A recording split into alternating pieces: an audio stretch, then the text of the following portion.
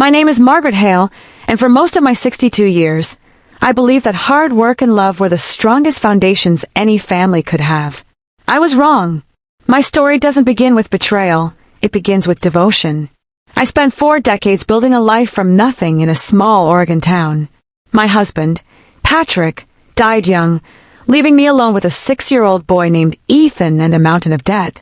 I worked at a diner in the mornings, cleaned offices at night, and spent every hour in between trying to make sure my son never felt the hunger and fear I did. Every sandwich I packed, every sleepless night I spent balancing bills, was for him.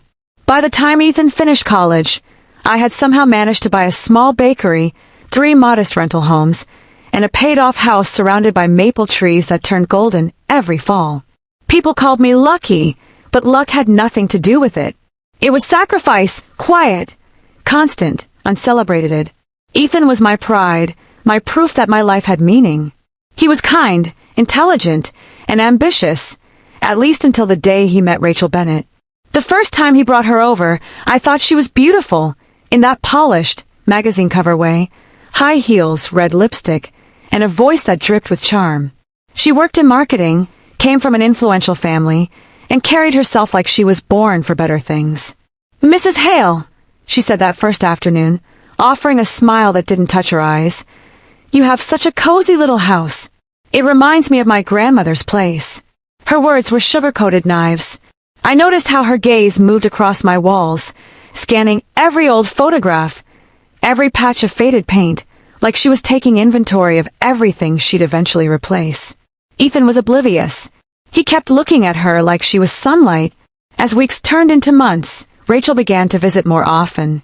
She'd sit at my kitchen table, legs crossed, scrolling through her phone while I cooked. When she spoke, it was always with the soft tone of someone pretending to be polite while quietly judging. "Oh, you bake everything yourself?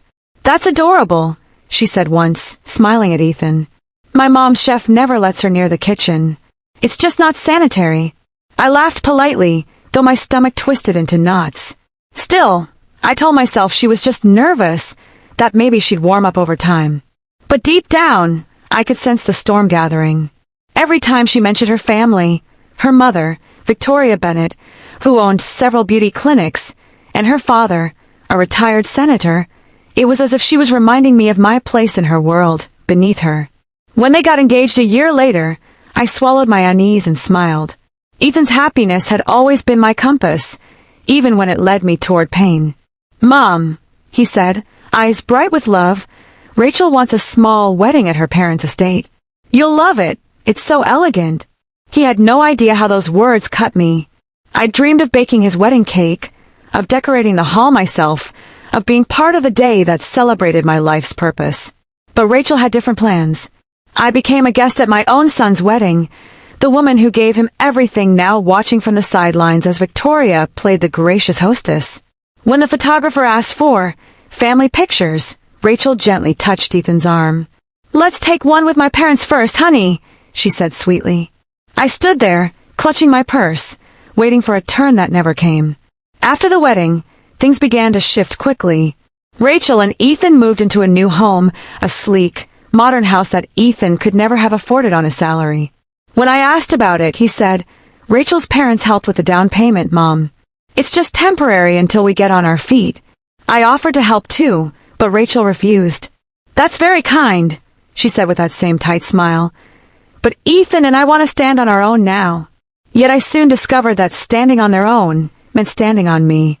Ethan began asking small favors, help with loan payments, advice about taxes, a bit of cash just until payday. I didn't mind. That's what mothers do. But when Rachel started showing up alone, I knew something was changing. She dropped by pretending to bring me muffins, only to comment on everything I owned. "You still live here all by yourself?" she asked once, circling the living room like a realtor. "It must get lonely, all the space. Have you ever thought about downsizing? Ethan worries about you being here alone." At first, I laughed it off, but the way she said downsizing made my skin crawl. A few weeks later, Ethan brought me a stack of papers. "Mom," he said softly, "Rachel thinks it'd be smart if we transfer the house deed to my name, just in case anything happens. It'll make things simpler legally." My heart stopped. He sounded just like Rachel, polished and distant. I wanted to scream, "Do you even hear yourself?" But instead, I smiled the way mothers do when they're dying inside. I told him I'd think about it. That night, I sat in my kitchen until sunrise, staring at the same walls I'd painted with my own hands, wondering when love had turned into leverage. The next morning, I caught Rachel in a lie. She thought I wasn't home when she called her mother from the car. "It's working, Mom," she whispered. "He's talking to her about the deed. Once it's done, we'll list the property for sale and move closer to the city. Ethan thinks it's for her protection. It's perfect." My blood ran cold. That was the moment the mother in me died and the strategist was born. If Rachel wanted a war, she'd get one. I'd fought poverty, grief, and loneliness. She had no idea what kind of woman she was provoking. Simple Urdu explanation. Yahan tak kahani Katie hai ku Margaret Halike 62 Sol, ki mahai jinhan, any apni puri zindagi apni, bet Ethan kuliya kurban kardi. Uska beta ekimir family ki ladki, Rachel, esi shadi kar lida hai jo shuru esi hai apni sas ko nacha daiking ki koshish kardi hai. Dear Rachel apni husband Ethan ko manipulate kardi hai talk, wa apni ma ki property apni nam karwa la. Margaret ko sab kuch samay ja jada hai, or would take kar leti hai kuab would chup nahi by thaji, bad la liga. For the next few weeks, I pretended not to know anything. I smiled when Rachel came to visit, offered her coffee, listened to her stories about weekend parties and shopping trips, and nodded as if every word didn't slice through me. I'd learned in my hard years that real revenge isn't born from rage, it's carved from patience. So I waited. At night, I started keeping a small notebook beside my bed. Every conversation, every comment, every phone call that sounded suspicious went in there. I recorded dates, times, even the tone of her voice. When Ethan dropped by, I acted tired, confused, even grateful. "You're probably right, sweetheart," I'd say.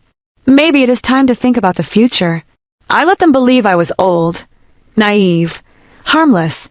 But inside me, the same fire that had once built an empire of pies and sweat was burning again, this time not to survive, but to fight. Rachel became bolder, careless in her confidence. She talked openly about the next phase, whispering to Ethan about moving to the city, buying new furniture, maybe even starting a family. I noticed how often she said my house instead of our house, our plans instead of your mom's wishes. She thought she'd already won. Then one evening, while cleaning the living room, I found a folder Rachel had accidentally left behind. Inside were property listings, my property listings, and a letter from a realtor addressed to Mrs. Rachel Hale. The message was short but devastating. "We're ready to begin valuation once the deed transfer is finalized. Congratulations on your upcoming sale." My hands trembled, but my mind sharpened like glass. She wasn't just planning to take the house. She was planning to sell it behind my back. That night, I drove to the edge of town and parked outside the small office of Linda Cooper, an old friend who had become a paralegal years ago. Linda owed me more than a few favors. I'd helped her through her divorce when she had nothing. When I told her what was happening, her eyes widened. "Maggie, this is serious. If they get that deed, you could lose everything." I leaned forward. "Then help me make sure they never do." Over the next few days, Linda connected me with a quiet but sharp lawyer named Harold Crane. He specialized in property fraud and family coercion. We met in his dim office, the air thick with the smell of old paper and coffee. After listening to my story, he tapped his pen against his notepad and said, "You're smarter than they think. Don't fight them head-on yet. Let them move first. We'll collect what we need." His words were calm, surgical. It felt like talking to a chess master. So I played my part. When Ethan returned with the legal papers, I signed them, but not the originals. Linda and Harold had drawn up copies that looked identical but contained subtle differences. The real deed stayed safely locked in Harold's office, notarized and registered under a trust in my name. What Ethan and Rachel received were worthless drafts meant to lure them into their own trap. "Thank you, Mom," Ethan said, hugging me tightly. "This means a lot."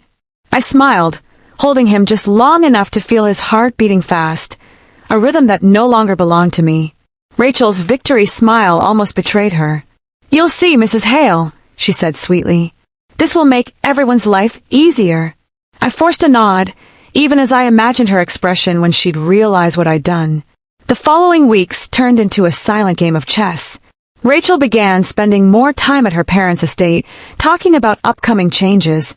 Ethan visited less often, usually to drop off forms or ask for old documents. When he did, his words were rehearsed, his affection distant. Once, while pouring him coffee, I asked, "Do you really believe Rachel loves you, Ethan?" He frowned. "Why would you ask that?" I smiled faintly. "Because when someone truly loves you, they don't ask you to destroy the people who made you." He didn't answer. That silence told me everything. My son wasn't cruel. He was drowning in someone else's current. That night, I cried, but not from weakness. Grief and anger melted into something colder, resolve. Harold's plan took shape piece by piece. We installed a small recorder in the hallway near my phone, and another in the dining room where Rachel loved to make her suggestions. I started keeping my cell on record mode whenever she came over. The first piece of gold came 2 weeks later. Rachel arrived unannounced, all perfume and arrogance. "So, Mrs. Hale," she began, "Ethan says you finally signed everything. That's good. Once the realtor finishes, you can stay here a few months until the sale clears. Then maybe we can help you find a nice little apartment, something manageable, you know." Her tone dripped with false concern. "You'd be happier somewhere with people your age. We're just worried about you being alone here." I kept my voice soft. "You're very thoughtful, dear. I'll think about it." All the while, my phone lay face down on the table, quietly recording every poisonous word. A week later, Harold called. "We've got enough for an initial case, but if we wait a bit longer, she'll give us the rope to hang her with." He was right. A predator always grows careless when she thinks her prey is finished. Sure enough, one evening, I overheard Rachel on the phone with her mother again, only this time, I had the recorder running. "It's practically done, Mom," Rachel said, her tone smug.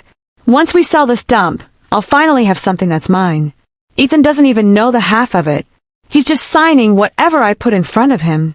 And the old lady, she's pathetic. Probably doesn't even understand what she signed." Her laughter echoed through the room.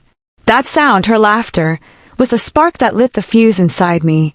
I wasn't just taking back my house. I was going to take back my dignity, my legacy, and the truth. And this time I wouldn't be kind. The next phase required me to move from quiet observation to careful action. Revenge, I had learned from the hard years, must be as meticulous as the life you built, deliberate, patient, and impossible to dismiss. I began by widening the net of witnesses. Linda agreed to speak with a longtime neighbor named Frank Morales, a widower who loved mornings on his porch and had watched Rachel's car come and go for months.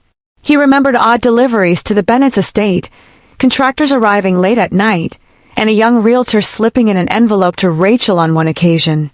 Frank was nervous to come forward at first. He worried about gossip, about being dragged into a family mess, but when I showed him copies of the suspicious listings and the recordings of Rachel's plans, he promised to tell the truth.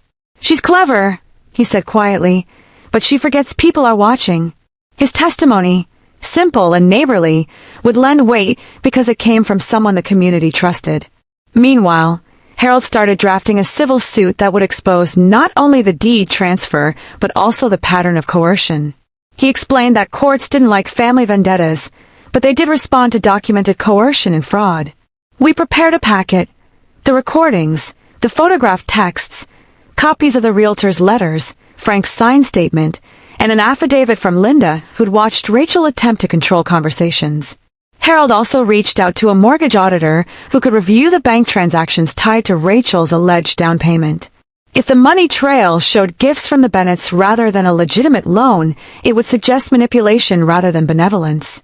The legal team worked like a well-oiled machine while I kept my part, the patient face of an old woman who had been wronged. While the lawyers built the public case, I crafted the private one. I began an all-out campaign to reveal the truth about Rachel and Victoria's behavior without seeming petty or vengeful. People respected truth presented with dignity, and that was the tone I aimed for. At community events, I volunteered more, baked extra trays for fundraisers, and quietly engaged friends in gentle conversation.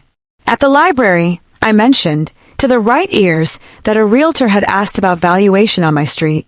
At the church bake sale, I laughed with familiar faces and told a story about how Ethan had once tripped on the church steps, small anecdotes that reminded people of the real me, hardworking, kind, and unjustly targeted. It wasn't gossip, it was presence. The more the community saw me as the person I truly was, the less they would buy the glossy image Victoria had tried to sell. Rachel, confident and increasingly careless, kept leaving traces. She'd bring up the idea of downsizing at the local women's club in a tone that made it sound like charity. She quipped to her mother in public about saving me from loneliness. Once, at a school fundraiser where Ethan volunteered, she made a comment loud enough for several parents to hear, "We just want what's best for the family." Sometimes that means making hard choices for the elderly. The words hung in the air, and some people frowned.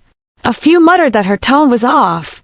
These were small cracks, but in a town like ours, small cracks widened quickly when the right pressure was applied.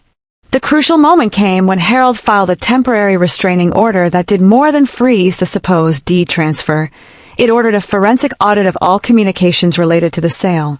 The judge's clerk called to tell me the case number, and for a moment I felt the surreal mix of victory and sorrow. To see your family in legal papers is to hold a glass that reflects both your life and the shards of its fracture. The press didn't come, not yet, but the legal motion was enough to halt Rachel's plans and force her into a corner. Harold advised caution. "Don't celebrate publicly," he warned. "They'll try to paint you as vindictive. Keep collecting, keep documenting." I nodded and swallowed the urge to gloat. The plan was working, the net was tightening.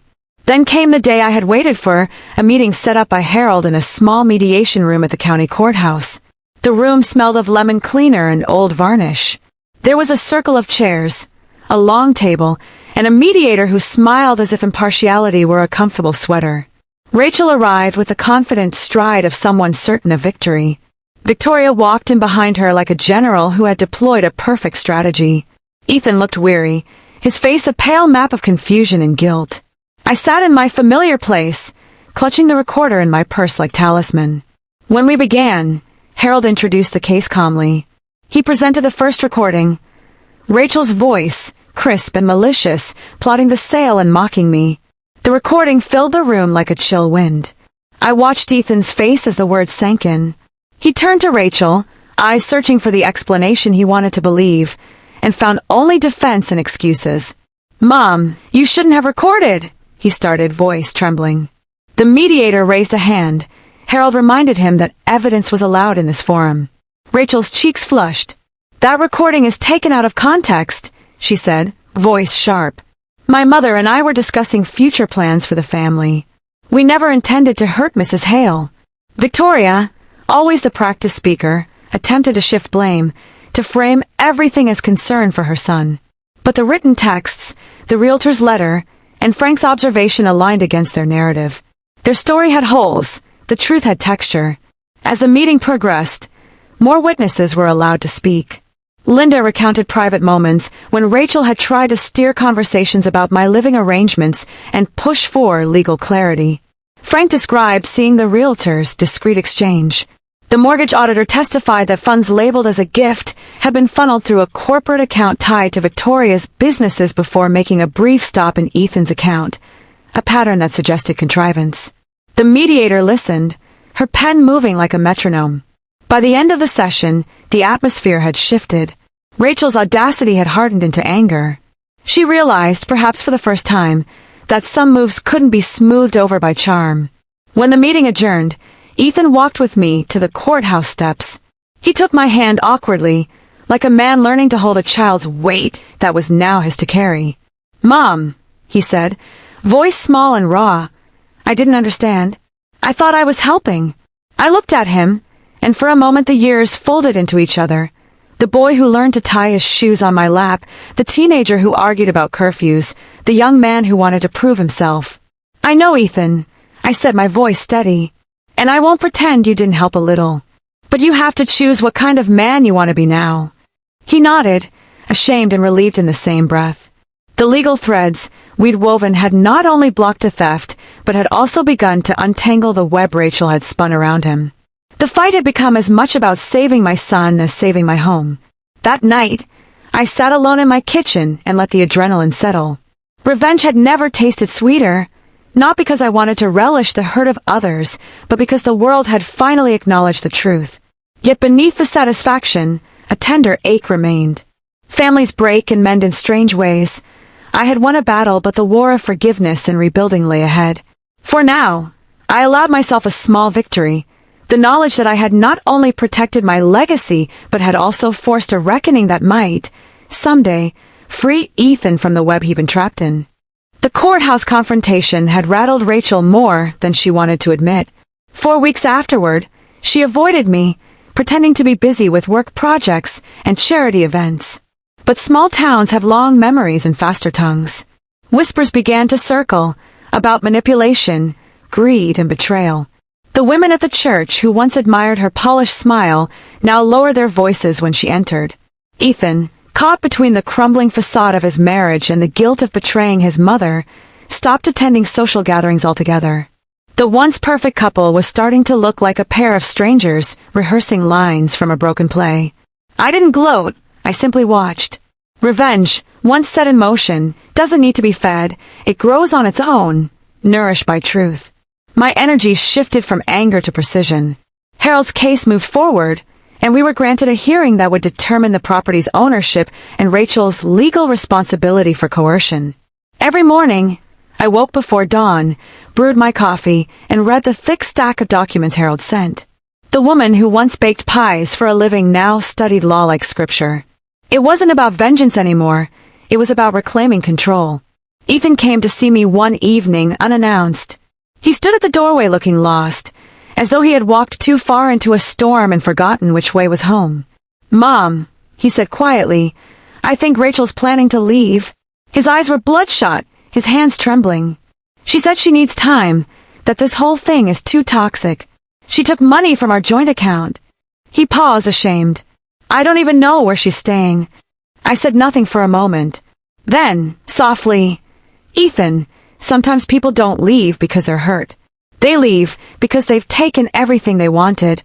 He looked at me, eyes filled with realization, that slow, painful clarity that comes when the fog of denial finally lifts. "I wanted to believe she loved me," he whispered. I placed a hand on his shoulder. "Maybe she did in her own way. But love built on greed isn't love, Ethan.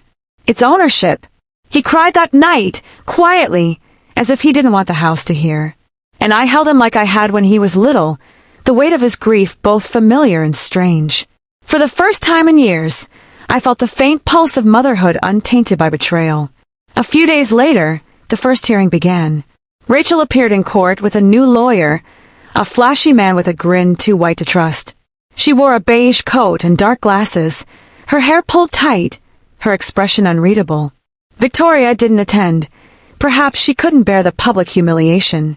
Harold, calm and composed, presented the timeline, the recordings, the fake deed copies, the realtor's letter, and the bank trail. Rachel's lawyer tried to object, claiming emotional manipulation and entrapment, but the judge wasn't swayed. When Harold played the recording where Rachel mocked me, even the clerk looked uncomfortable. Then, Rachel took the stand. Her voice was smooth at first, confident, rehearsed. She spoke of misunderstanding, of elderly confusion, of trying to help me transition. But cross-examination peeled away her polish.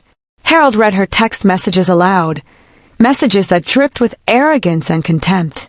When he reached the line, "The old lady won't even know what hit her," the courtroom fell silent.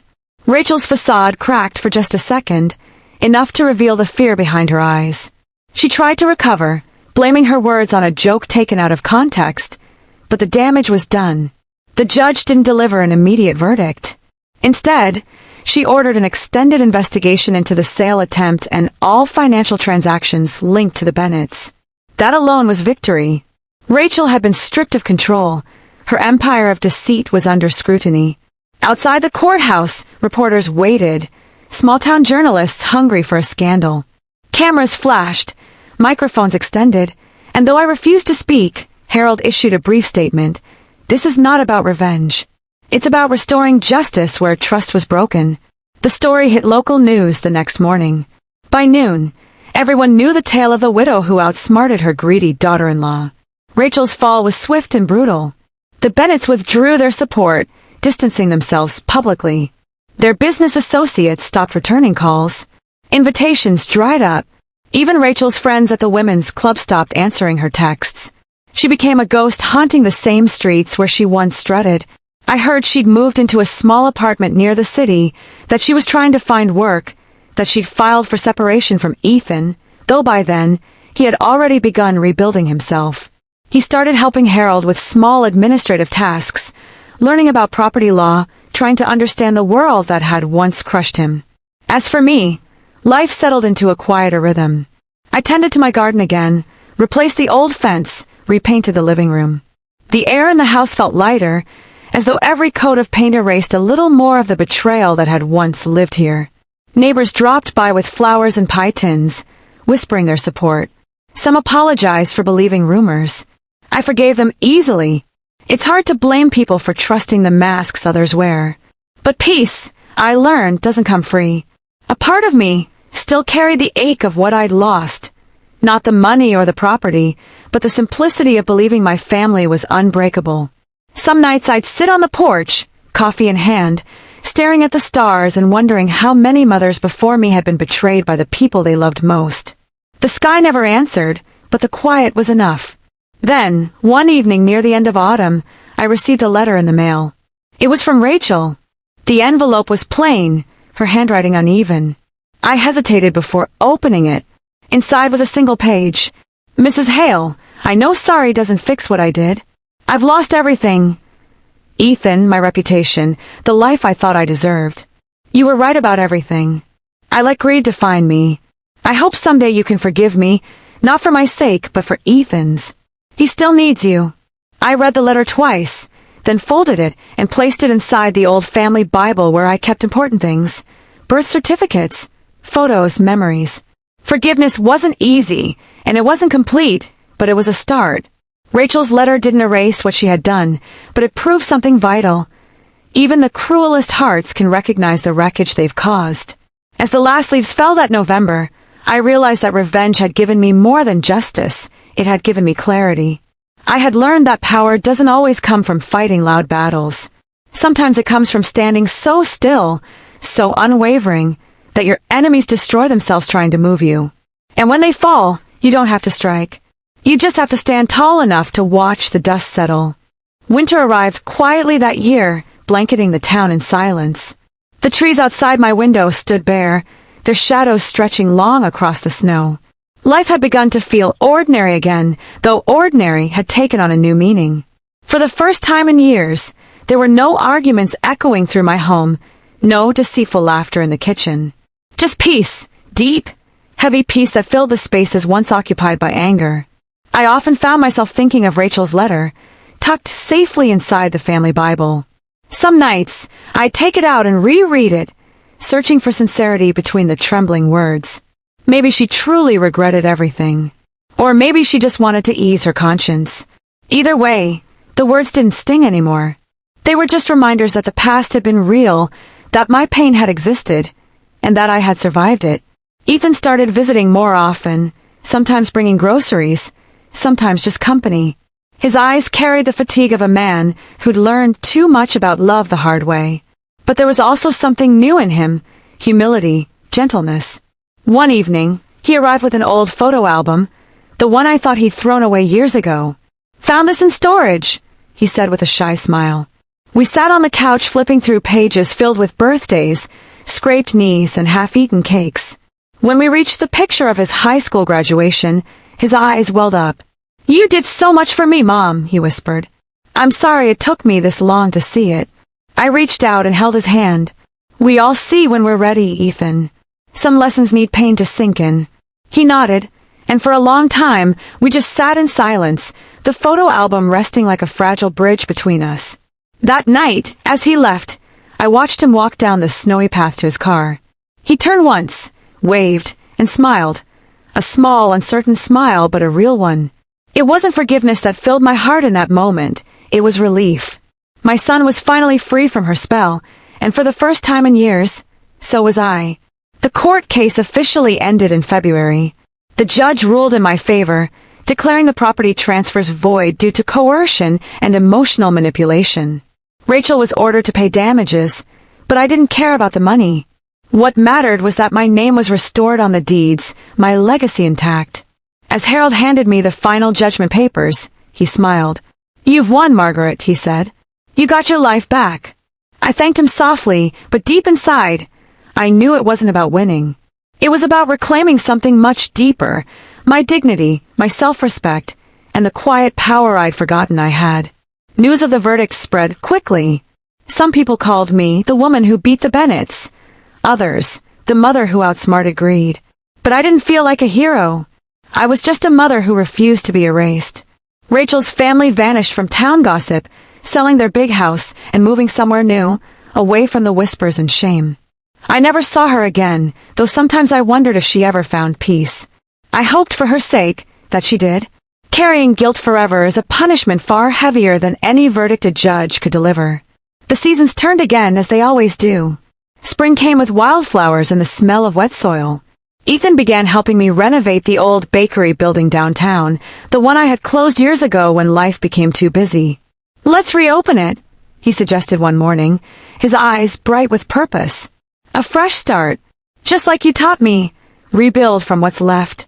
The idea warmed me. Together, we repainted the walls, repaired the counters, and hung up the old wooden sign that still read Margaret's Pies. When the bakery finally reopened, people came not just for the food, but for the story. A story of loss, betrayal, and quiet revenge that had somehow turned into something hopeful. On opening day, an elderly woman approached me at the counter. She handed me a small card and said, "I read about you in the papers. What you did, standing up for yourself, gave me courage to leave my son's house. He and his wife treated me like I didn't exist." Her eyes filled with tears. "You showed me it's never too late to take your life back." I didn't know what to say. I just hugged her. That day, I realized that my story wasn't mine alone. It belonged to every woman who had ever been silenced, every mother who had been made to feel small in the name of love. Months later, on a quiet afternoon, I found myself back in my garden, pruning roses. The sky was pale blue, the air soft with spring. Ethan's laughter floated from inside the house as he spoke on the phone. I recognized the tone, warm and light, something I hadn't heard from him in years. He had met someone new, a kind woman who worked at the town library. This time, he was cautious but open. I was happy for him, truly happy. The past had taught both of us to value honesty over appearances, warmth over charm. As the sun began to set, I looked at the horizon, at the same hills that had witnessed my tears, my fury, my triumph. Life had come full circle. Revenge had been the fire that kept me alive when everything else had turned to ashes, but it was forgiveness that finally gave me peace. I learned that justice doesn't always roar. Sometimes it whispers, quiet but undeniable. And sometimes the sweetest revenge isn't destruction. It's living well, standing tall, and watching those who tried to bury you realize you've become the seed. I went inside, poured myself a cup of tea, and sat by the window. The last light of day spilled across the floor, warm and golden. I thought of Rachel again, not with hatred, but with a strange kind of gratitude. If she hadn't tried to break me, I'd never have discovered how strong I really was. I whispered into the fading light, "Thank you, Rachel, for showing me that I was never weak, only waiting." The clock ticked softly in the background, and somewhere outside, the church bells began to ring. For the first time in a long, long while, I smiled, not the polite, practiced smile I used to wear, but one that came from deep inside, from the part of me that had survived everything. My name was still Margaret Hale, and I had finally taken back what was mine. Not just the house, not just the land, but my place in the world. And in that quiet moment, as night settled over the town, I realized that sometimes the family that really matters is the one you rebuild from the ruins.